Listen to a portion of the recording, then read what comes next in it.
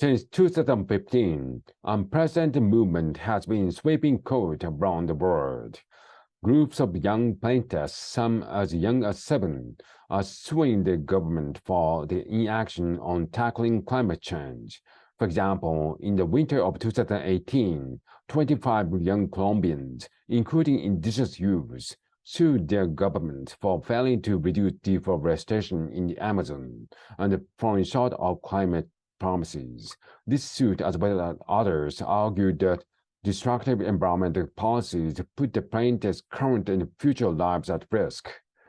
Climate inaction violates the basic human rights, specifically the right to a healthy environment, health, food, and water. But what do human rights have to do with the environment? Do you have the right to breathe clean air, to live in the world with white rhinos, polar bears, and lima leaf frogs? What about the right to mangroves and coral reefs? The first international documents to outline human rights was adopted by the newly formed United Nations in 1948 against the backdrop of two world wars marked by countless atrocities and barbaric acts. This document, known as the Universal Declaration of Human Rights, or UDHR, describes the inherent freedom that belongs to all people, no matter who they are or where they live, and which can be granted or revoked. It establishes rights like the freedom of thought, political liberties like the right to a fair trial, and the socioeconomic and cultural rights, like the right to adequate housing and health care. While the UDHR itself is non-binding, its formation gave people an international recognized set of ethics and standards and laid the foundation for human rights law.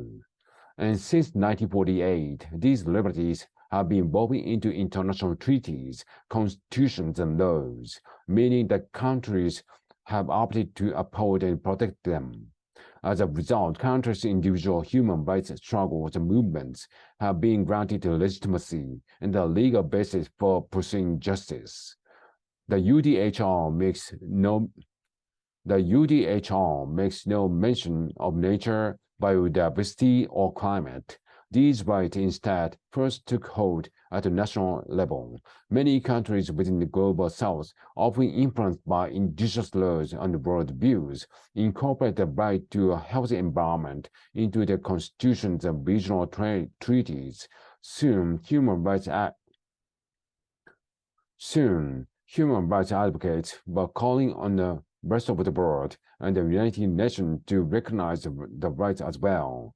Many argue that the very principle of the UDHR depends on access to healthy ecosystems. Each year, millions of people die from air and water pollutions, declining pollinated populations threaten basic food security, and the loss of coastal habitats have left millions exposed to greater risks from destructive floods and hurricanes.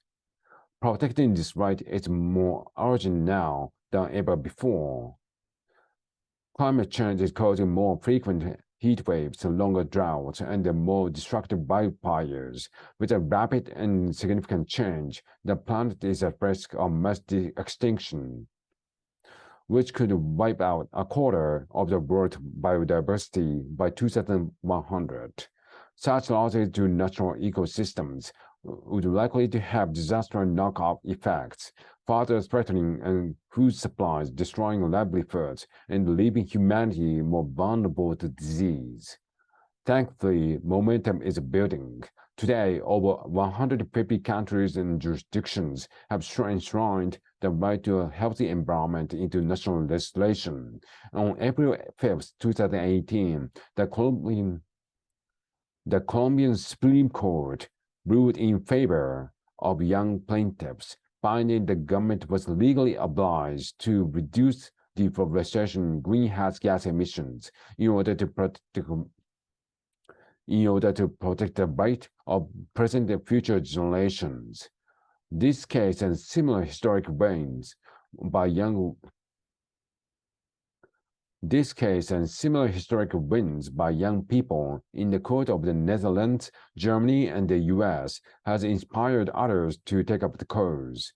As of the summer of 2023, a wave of more than 2,000 human rights-based environmental cases have been filed across the globe. And this number is likely to grow. In 2022, an overwhelming majority of UN General Assembly states came together to keep human rights aligned to a changing world by recognizing the right to a clean, healthy, and sustainable environment. It will take unprecedented global cooperation to reduce greenhouse gas emissions, stop deforestation, and keep the waterways clean. These court cases are powerful first step to hold government accountable, to give the future generation a better chance to breathe clean air, live in the world with white rhinos, polar bears, and coral reefs for years to come.